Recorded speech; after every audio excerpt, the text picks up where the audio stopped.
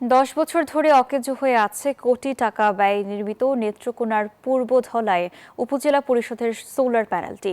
অনিয়ম, অব্যবস্থাপনা ও রক্ষণাবেক্ষণের অভাবে সরকারের এই প্রকল্পটির সুফল পায়নি স্থানীয়রা। দ্রুত সোলার প্যানেলটি চালু করার দাবি স্থানীয়দের।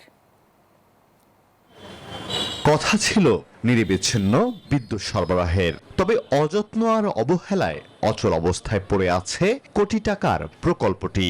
সৌরশক্তি থেকে ডিসি কারেন্ট উৎপাদনের জন্য 2013 সালে নেত্রকোনার পূর্বধলা উপজেলা পরিষদ ভবনের ছাদে স্থাপন করা হয় সোলার প্যানেল।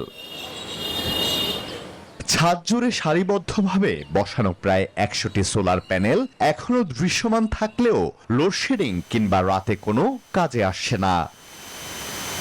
প্রতি সপ্তাহে সর্বোচ্চ বার বিকাশ পেমেন্টে 50 জন হবেন পেমেন্ট চ্যাম্পিয়ন। জিতে নিন টিভি সহ আকর্ষণীয় সব প্রাইজ।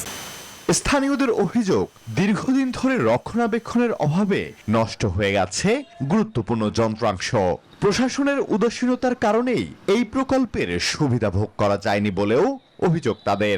সরকারের টাকা ব্যয় করতেছে, ব্যয় করে পরে আর এটা সঠিকভাবে কেউ তদারকি করে না। বিগত সরকার এবং বিগত কর্মকর্তাদের যদি থাকতো তাদেরকে জিজ্ঞেস করতাম আসলে আপনি কি জন্য কি কারণে এই সোলার প্যানেলগুলো বসাইছেন।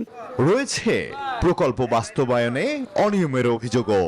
দ্রুত তদন্ত করে ব্যবস্থা নেয়ার পাশাপাশি সোলার প্যানেলটি সচল করার দাবি এলাকাবাসীর। পূর্বদলের জনগণ এটার কোনো সুফল পায় নাই। এটার এই প্রকল্পের নামে প্রায় কোটি টাকার উপরে আত্মসাৎ করা হয়েছে। এই যে অপচয় করে রয়েছে, কিন্তু এটা সঞ্চয় করা দরকার। সরকারেরও এই লাভ, জনগণের লাভ হবে যদি সঞ্চয় করে আবার পুনরায় চালু করে।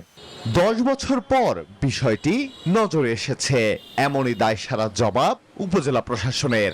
আমরা উপজেলা প্রশাসনের পক্ষ থেকে এই বিষয়ে প্রয়োজনীয় পদক্ষেপ গ্রহণ করবো, যাতে সোলার লাইটটি আবার সংরক্ষিত করা যায় এবং এখান থেকে বিদ্যুৎ আনা যায়।